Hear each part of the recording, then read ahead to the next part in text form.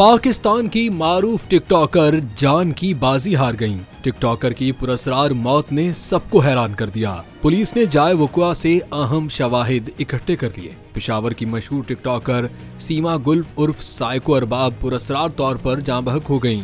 सीमा गुल उर्फ साइको अरबाब के भाई मोहम्मद यासीन ने थाना मचनी गेट पुलिस को बयान देते हुए बताया कि उसे इत्तला मिली कि बहन घर पर मौजूद थी, जहां उसकी हालत बिगड़ गई। उन्होंने ये खदशा भी जाहिर किया कि उसकी मौत मुबैना तौर पर नशावर चीज खाने से हुई, मगर उन्होंने ये भी कहा कि उसकी तबई मौत भी वाक़ई हो सकती है। मुद्दई का कहना था कि हमारी किसी के साथ कोई दुश्मनी नहीं है। पुलिस ने बताया कि लाश पोस्टमार्टम रिपोर्ट के लिए मुंतकिल करके घर से अहम शवाहिद इकट्ठे करनी है। पोस्टमार्टम रिपोर्ट आने के बाद मौत की असल वजह मालूम हो सकेगी।